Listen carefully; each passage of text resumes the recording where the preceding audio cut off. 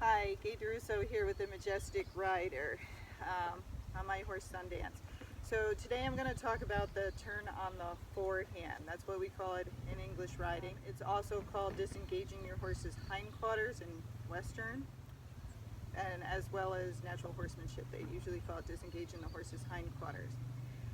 The purpose of it is to teach your horse to move away from your leg, but it's to teach him to move his hindquarters away.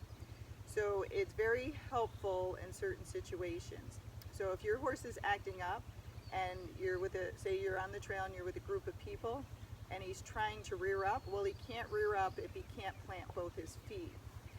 So if you do the turn on the forehand or disengage in the hindquarters, the same thing, and you keep moving their hind feet, they can't plant them to rear up. So it gives you time to think of what to do next or how to calm your horse down, but again, it keeps him from rearing up. If your horse is going to bolt, he's getting very excited, he has to get that power from the back end to actually take off and run super fast with you and scare the hell out of you. If he can't plant those feet to take off, then he can't bolt. So again, if you know how to do this and you feel his energy coming up, you could keep turning his hindquarters until you get control or if you want to get off. It also even helps with your canter departure. So once you've taught your horse to canter, say you want a certain lead, if you bring hindquarter to the inside or on the lead that you want, it helps that horse to pick it up. So say I was going to canter to the right and I'm going up the trail, if I bring his hindquarter to the right and then ask him, it'll help him to know which lead to pick up. So there's many things it's important for, but those are a couple of them. So when you do it, is you're going to pull lightly on the rein, and then it's all leg once your horse knows how to do it. When they don't know how to do it, you might have to pull their head around a fair amount and then push with that leg and then keep pushing until you feel a couple good steps going over. Now some people can't tell if the front end or the back end's moving, so you could set up your phone to watch yourself, or if there's a mirror or somewhere glass with a reflection, that would help you too. So again, in the beginning, you might have to turn their head a lot and then dig with that leg. If they won't go, you take them over and tap them behind that leg to get them to move their hindquarter over.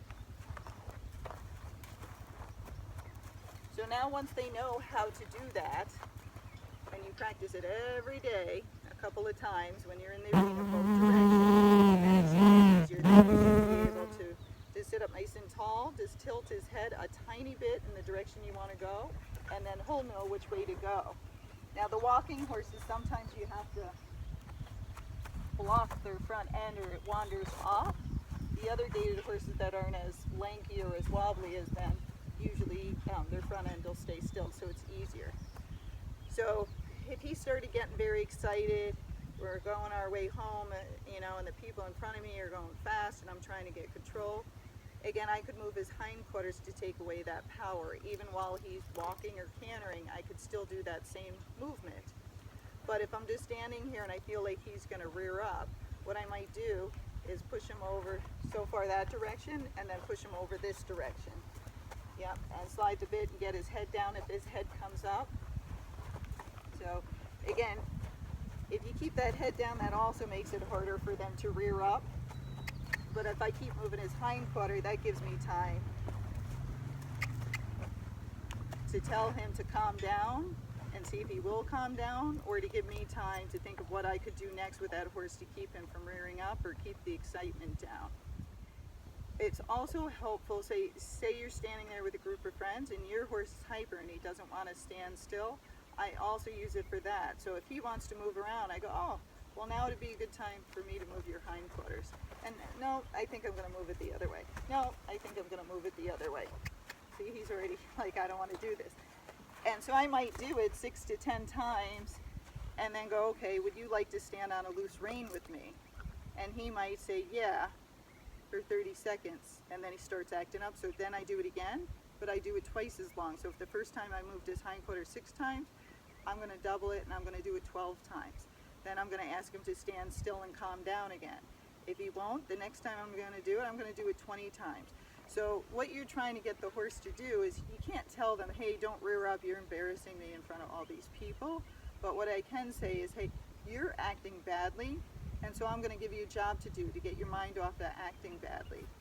And you have two choices. One is to keep doing this job, which is probably miserable and not so fun for you, or you could just stand here and relax and enjoy the company of the other horses. So you decide, and they will decide, and if they're smart, they'll usually pick the right decision, but it may take 4 or 5 times of showing them what to do before they decide to stand still. The other thing, unless the horse is really going to bolt, I try not to hang on to them because it makes it more nervous. I just give them the option to stand there, and if they won't stand there, then I give them another job to do. So I hope that helps you keep control of your horse, but remember, to do it out on the trail, you got to practice it in the arena first. You have to teach it to the horse, then practice it over and over. So then when you need it, you'll be able to know how to do it, and your horse will be able to know how to do it. I've seen some people, like, they're on the trail and their horse is out of control, and people are like, spin him around, yank his head around, do all this stuff. And they're trying, but they've never practiced it, so they're not good at it. The horse isn't listening, it's not given to the bit, and it's trying to drag them away. You have to have a foundation on the horse for him to understand it on the trail. So you got to practice it, do it somewhere first, so then when something really bad happens, you'll be able to get control of that horse again. If the only time you practice those movements is when really something really bad happens, it's not going to turn out well. Because again, the horse doesn't understand, he's got high excitement, you're scared, you're probably giving the wrong leg or the wrong rein, and it just makes a disaster. So practice it over and over again. Get it in the arena, then practice it on trail. You don't have to spin them, just move their hindquarters back and forth, and get used to how to do the movement before you try it in an emergency.